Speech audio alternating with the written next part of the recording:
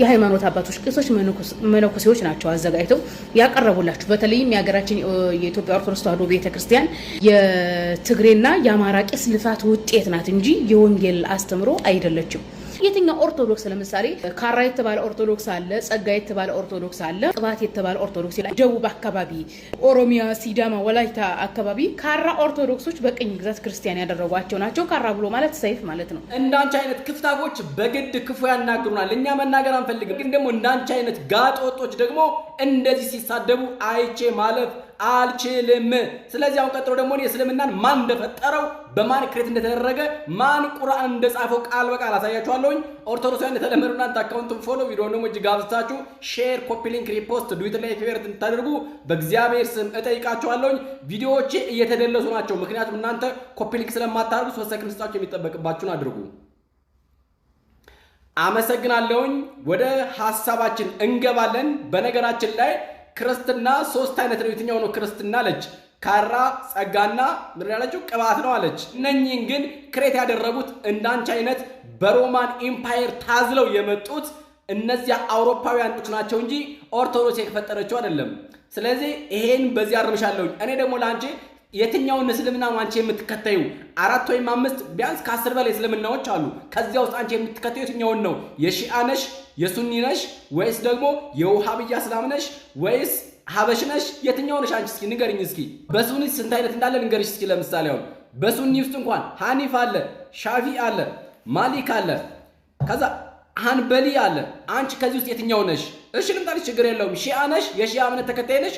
በሺአ ውስጥ እንኳን ብዙ አይነቶች ኢስና፣ እስማኤሊ፣ ዘይዲያ እነዚያውን ሺአ ውስጥ ያሉት ናቸው። እሺ ወሃብያ ነሽ?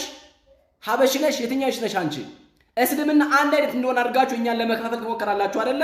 ነገር ግን እስልምና በጣም ብዙ አይነት ዲቪዥን ያለው ነው። የተቋቋመው በሰው ስለሆነ ሰውአዊ መሰረት ስላለው ሙሐመድና ሌሎች የፈጠሩት ነው እንጂ እስልምና አላህ የተባለ አካል የፈጠረው አይደለም።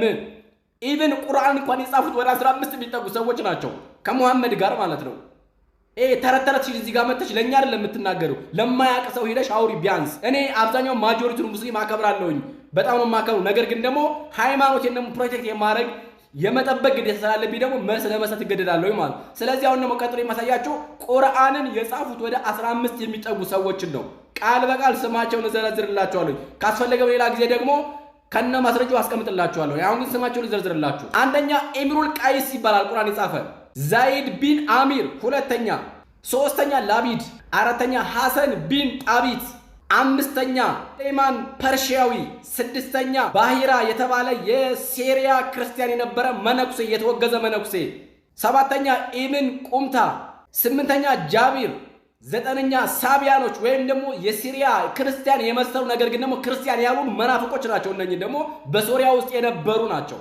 10ኛ ከድጃ ዋራቃና ኡበይዱላ፣ 11ኛ አብዱላህ ቢን ሰላምና ሙካያሪቅ፣ 12ኛ አን ናድር ቢን አልሐሪዝ፣ 13ኛ ኡቤን ቢን ካብ፣ 14ኛ አይሻ፣ 15ኛ አይነ ስውሩ ኢብን ማክቱም፣ 16ኛ ራሱ ነብይ ነኝ ያለው ሙሐመድ። እነኚህ ወደ 15 የሚጠጉ ሰዎች ናቸው ቁርአንን ጽፈው ደርሰው።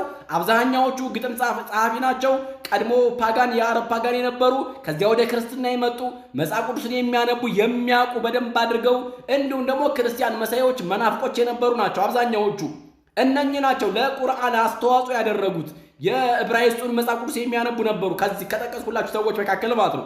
እንዳልኳችሁ ካስፈለገ ወደፊት ከሐዲሱም ከቁርአኑም ማስረጃውና መረጃውን በደንብ አድርጌ ማቅረብ ስለምችል የሚፈልግ ሰው መጠየቅ ይችላል። ኢንቦክስ መጠየቅ ትችላላችሁ፣ ግን በትህትና ሪስፔክትፉል በሆነ መንገድ። እንደዚህ ክፍታፍ ሴትዮ እንዳትሆኑ በእግዚአብሔር ስም ነው የምጠይቃችሁ። በትክክልም የአላህ ቃል ወይም ደግሞ የፈጣሪ ቃል እንዳልሆነ ቁርአን ሐዲሳቱ ቁርአኑን በደንብ አድርጎ ያስቀምጣል። ለዚህም ደግሞ ቁርአን 69ኛው ላይ እንደሚናገር እርሱ ቁርአን የተከበረ የአላህ መልእክተኛ ቃል ነው ይላል።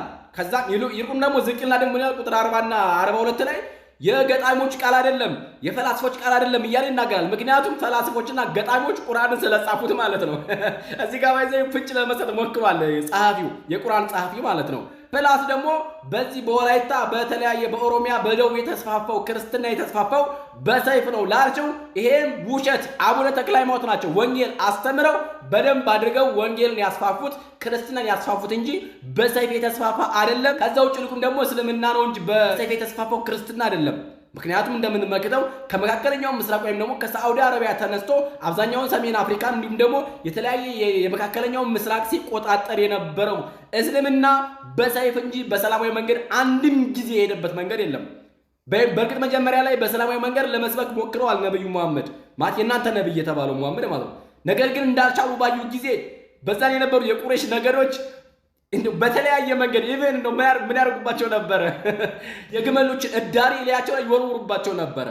ይሄንን ተቃውሞ ሲያዩ ነው ወደ ሰባ የሚጠጉ የነሱን ሰዎች የእሳቸውን ሰዎች ይዘው ሄደው ተደራጅተው መጥተው ነው እንደ አዲስ ቁረይሾችን ወረራ አድርገው እስልምናን እያስፋፉ አሁን ላይ የደረሰበት ደረጃ የደረሰው ማለት ነው።